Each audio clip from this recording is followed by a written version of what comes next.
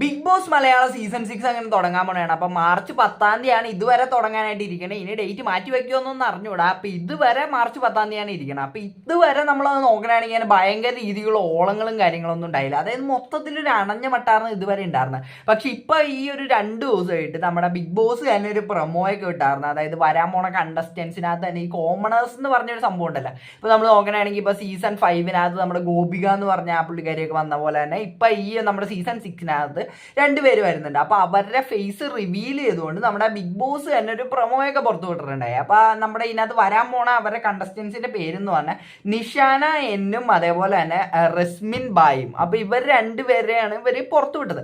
അപ്പൊ ഈ ഒരു 2 പേര് വിവാദങ്ങളാണ് ഇപ്പൊ നടന്നിട്ടിരിക്കുന്നത്. അതായത് ഇവർ 2 പേരും കോമണേഴ്സ് അല്ല എന്നൊക്കെ പറഞ്ഞിട്ടാണ് എല്ലാവരും പറഞ്ഞിട്ടിരിക്കുന്നത് ഈ ഒരു വിഷയത്തിനകത്ത്. അപ്പൊ നമ്മളിപ്പോ ഇവരുടെ പ്രൊഫൈലിനകത്തൊക്കെ നോക്കുകയാണെങ്കിൽ ഇവർ പല പല സെലിബ്രിറ്റികളുടെ കൂടെ നിൽക്കുന്ന ഫോട്ടോകളൊക്കെ നമുക്ക് കാണാൻ പറ്റും. ഇപ്പൊ ഇവർ ഓരോരുത്തരുടെ ഇൻസ്റ്റഗ്രാം എടുത്ത് നോക്കുകയാണെങ്കിൽ അതിനകത്തെന്ന് പറഞ്ഞാൽ 10,000-4,000 ഫോളോവേഴ്സാണ് ഇവർക്ക് 2 പേർക്കും ഉള്ളത്. അതായത് ഏറെക്കുറെ ഈക്വൽ ആയിട്ടാണ്. പിന്നെ ഇവരുടെ ഫോളോവർ ലിസ്റ്റ് ഒക്കെ നോക്കി കഴിഞ്ഞാൽ നമുക്ക് അസ്ലാം അർലീനെ കാണാൻ പറ്റും. അങ്ങനെ നമുക്ക് പലരെയും കാണാൻ പറ്റും. അപ്പൊ ഈ ഒരു സംഭവങ്ങളും അതേപോലെ തന്നെ ഇപ്പൊ ഇതിനകത്ത് ഈ റസ്മിൻ ബായി എന്ന് പറഞ്ഞ പുള്ളിക്കാരി നമ്മുടെ ഉടമ്പണത്തിനകത്ത് പോയിട്ടുണ്ട്. അപ്പൊ ആ ഒരു സംഭവം വെച്ചിട്ടാണ് എല്ലാവരും പറയുന്നത് എന്ന് പറഞ്ഞാൽ ഇവർ കോമണേഴ്സ് അല്ല എന്നുള്ള രീതിക്ക് പറയുന്നത്.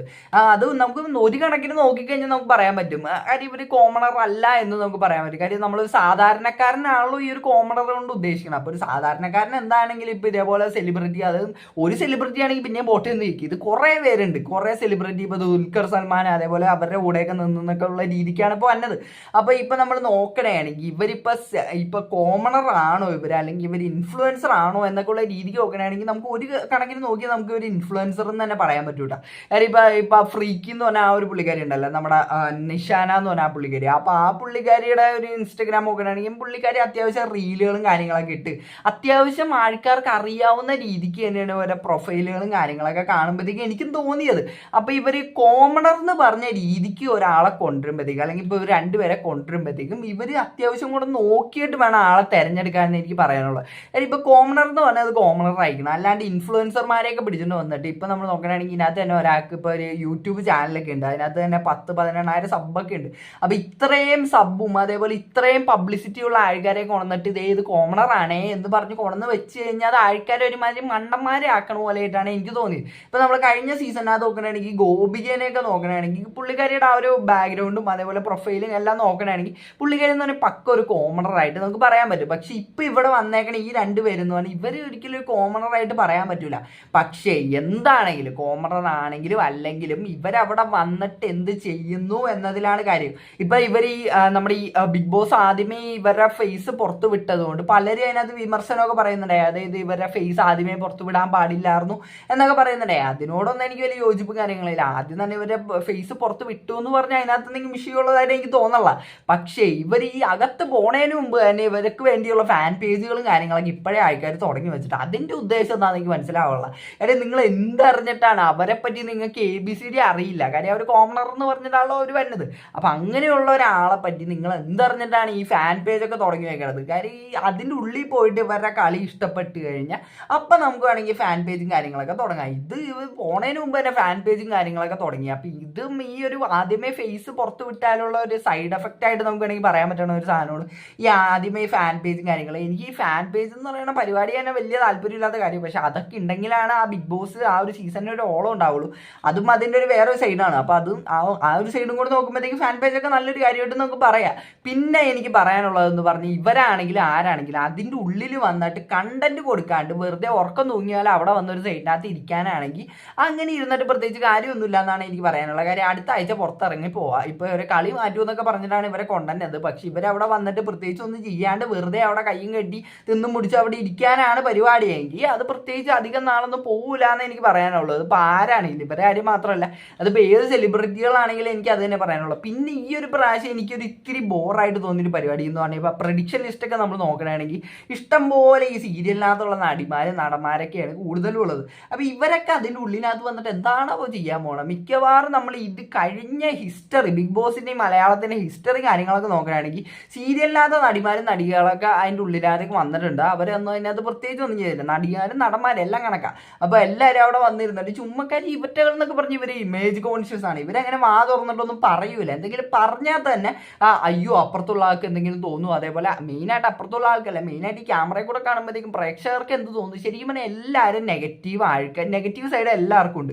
പക്ഷെ ഇതൊന്നും ഇവർ പുറത്ത് കാണിക്കാത്തവരെ ഇതിനകത്തേക്ക് പിടിച്ചുകൊണ്ട് വന്നു കഴിഞ്ഞാൽ അതിൻ്റെ ഉദ്ദേശം എന്താണെന്ന് എനിക്ക് മനസ്സിലാവുള്ള. ഇവർക്ക് ചിലപ്പോൾ പബ്ലിസിറ്റിയും കാര്യങ്ങളൊക്കെ കിട്ടുമായിരിക്കും ഈ സീരിയലിനകത്തുള്ള ആൾക്കാരെയൊക്കെ ഒരുപാട് കൊണ്ടു കഴിഞ്ഞാൽ. പക്ഷേ നിങ്ങൾക്ക് ഈ കണ്ടന്റ് എന്ന് പറഞ്ഞൊരു സാധനം ഇല്ലെങ്കിൽ പ്രത്യേകിച്ച് യാതൊരു കാര്യമില്ല എന്നാണ് എനിക്ക് പറയാനുള്ളത്. ഇപ്പം നമ്മൾ കഴിഞ്ഞ സീസൺ തന്നെ നോക്കുകയാണെങ്കിൽ സീസൺ 5 അതിനകത്ത് ആ ഒരു സീസൺ അത് തന്നെ പറ്റി. കാര്യം ഒരുപാട് സെലിബ്രിറ്റികളും അതേപോലെ അങ്ങനത്തെ ആൾക്കാരെ കൊണ്ടുവരുമ്പോഴത്തേക്കും ഇവരതിനകത്ത് വന്ന് പ്രത്യേകിച്ച് ഒന്നും തുറന്ന് പറയില്ല.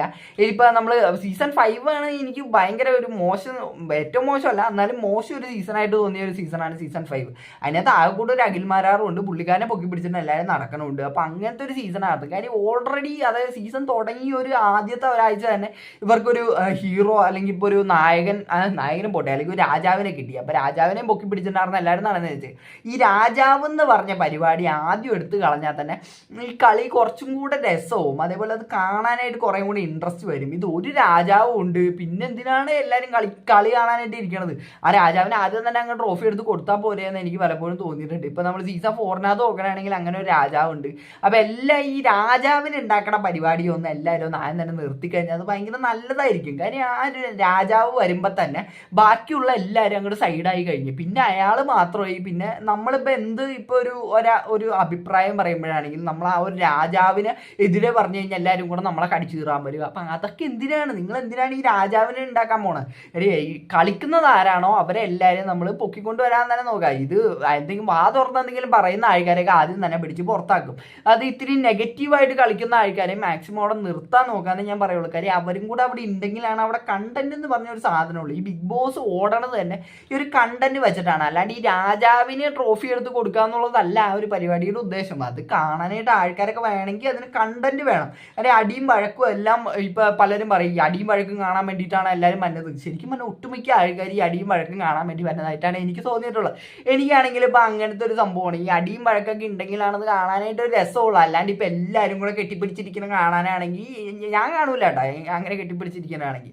അപ്പൊ ഇത്തിരി അടിയും വഴക്കും അതേപോലെ ഒരു ലവ് ആംഗിളും അതേപോലത്തെ ജെനുവിനായിട്ടുള്ള പരിപാടികളാണ്. അല്ലാണ്ട് ഈ ഇപ്പൊ വെറുതെ നാടകം ഇപ്പൊ ആൾക്കാരെ കാണിച്ച് ഒരുമാതിരി മറ്റേ കോംബോ ഉണ്ടാക്കാൻ വേണ്ടിയിട്ടൊക്കെ കുറെ എണ്ണങ്ങളൊക്കെ ചിലപ്പോൾ വരും. ഇപ്പൊ നമ്മൾ കഴിഞ്ഞ സീസണിൽ നോക്കണമെങ്കിൽ അങ്ങനെ കുറേയൊക്കെ ഉണ്ടായി. അപ്പൊ അതേപോലത്തെ പരിപാടികളൊക്കെ ആണെങ്കിൽ ആ ഒരു വഴിക്ക് വരാണ്ടിരിക്കുന്നതായിരിക്കും നല്ലത്. പക്ഷെ എന്നാലും ജെനുവിനായിട്ടുള്ള ഇതൊക്കെ ആണെങ്കിൽ ഇപ്പൊ നമ്മളെ പേർലി ശ്രീനീഷ് അതേപോലത്തെ പരിപാടിയൊക്കെ ആണെങ്കിൽ പിന്നെ കൊള്ളാം, ഇത് കണ്ടിരിക്കാനാണെങ്കിലും പിന്നെ അതൊക്കെ ഒരു പ്രത്യേക ഒരു രസമാണ്. അപ്പൊ എല്ലാം വേണമെന്ന് തന്നെ ഞാൻ പറയുന്നത്. അടിയും വഴക്കാണെങ്കിലും അതേപോലെ സ്നേഹമാണെങ്കിലും അതേപോലെ എല്ലാ ഒത്തൊരുമയും എല്ലാ സംഭവവും വേണം. ഇപ്പൊ ടീം വർക്ക് ആണെങ്കിൽ അത് ഒരു പരിധി വരെയൊക്കെ നല്ലതാണ്. പക്ഷെ ഇത് ഈ ഒരു ഗ്രൂപ്പിസം എന്ന് പറഞ്ഞ ഒരു സെറ്റപ്പിനകത്തേക്ക് പോകുമ്പോഴാണ് ഇത് കാണാനായിട്ടുള്ള രസം തന്നെ പോകണം. ഇപ്പൊ കഴിഞ്ഞ സീസൺ നോക്കണമെങ്കിൽ നിറച്ച് ഗ്രൂപ്പുകളായിരുന്നു, ഗ്രൂപ്പുകൾ. ആ ഗ്രൂപ്പാണെങ്കിൽ ഒട്ട് പൊട്ടയില്ല.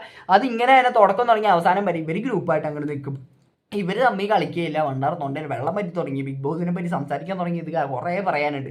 അപ്പോൾ എനിക്ക് ഈ ഒരു കോമണേഴ്സിനെ പറ്റി എനിക്ക് പറയാനുള്ളത് ഞാൻ പറഞ്ഞില്ല. കാര്യം ഇവർ കോമണേഴ്സ് ആണെങ്കിലും എന്താണെങ്കിലും ഇവർ അതിൻ്റെ ഉള്ളിൽ വന്നിട്ട് ഒന്നും കാണിച്ചില്ലെങ്കിൽ, അതായത് കണ്ടന്റ് തരാൻ മാത്രം ഇവർക്ക് കേപ്പബിൾ അല്ലെങ്കിൽ ഇവർ അതിൻ്റെ ഉള്ളിലേക്ക് പോയിട്ട് പ്രത്യേകിച്ച് കാര്യമില്ല എന്നെങ്കിൽ പറയാനുള്ളൂ. അപ്പോൾ ഈ ബിഗ് ബോസിനകത്തേക്ക് പോകാനിരിക്കുന്ന ആരെങ്കിലും ഇത് കേൾക്കുന്നുണ്ടെങ്കിൽ എനിക്ക് നിങ്ങളോട് പറയാനുള്ള ഒരു സംഭവം എന്ന് പറഞ്ഞാൽ, നിങ്ങൾ അതിൻ്റെ അവിടെ വന്നു കഴിഞ്ഞിട്ട് വെറുതെ കൈയും കെട്ടിയിരുന്നാൽ നിങ്ങൾക്ക് കുറച്ച് ദിവസത്തെ പേയ്മെൻറ്റും കാര്യങ്ങളൊക്കെ കിട്ടുമായിരിക്കും. നിങ്ങൾക്ക് സേഫ് ഗെയിം കളിച്ച് വേണമെങ്കിൽ നിങ്ങൾക്ക് പോവാം, നോമിനേഷനിൽ വരാണ്ടും ഇഷ്ടം പോലെ നിങ്ങൾക്ക് എത്ര ആൾ വേണമെങ്കിൽ പോവാം. പക്ഷെ അങ്ങനെ പോയിട്ട് പ്രത്യേകിച്ച് കാര്യമൊന്നും ഉണ്ടായില്ല. കാര്യം നിങ്ങൾ ഈ ബിഗ് ബോസ് കഴിഞ്ഞാൽ നിങ്ങൾ ആൾക്കാരെ ഓർത്തിരിക്കണമെങ്കിൽ നിങ്ങൾ അവിടെ എന്തെങ്കിലും അവിടെ കൊടുത്തിരിക്കണം. അതായത് വല്ല കണ്ടന്റാണ് മെയിനായിട്ട് നിങ്ങൾ കൊടുക്കേണ്ട കാര്യം. അപ്പോൾ എനിക്ക് അതിനകത്ത് പോകാനുള്ള എല്ലാവരോടും എനിക്ക് ഇതാണ് പറയാനുള്ളത്. ആരെങ്കിലും ഇത് കാണുന്നുണ്ടെങ്കിൽ അപ്പോൾ എനിക്ക് അത്ര തന്നെ ഇതിനകത്ത് പറയാനുള്ളൂ. അപ്പോൾ എന്താണ് ബിഗ് ബോസ് സീസൺ 6 പറ്റി നിങ്ങളുടെ എക്സ്പെക്ടേഷനും കാര്യങ്ങളൊക്കെ വീഡിയോ എടുത്തായി കമന്റ് ആയിട്ട്. അപ്പോൾ ഈ വീഡിയോ ഇഷ്ടപ്പെടാൻ മാത്രമല്ല സബ്സ്ക്രൈബ് ചെയ്യുക. അപ്പോൾ എല്ലാവർക്കും അടുത്തൊരു വീഡിയോ കാണുന്നവരേക്ക് ടാറ്റ ബൈ, മിസ് യു.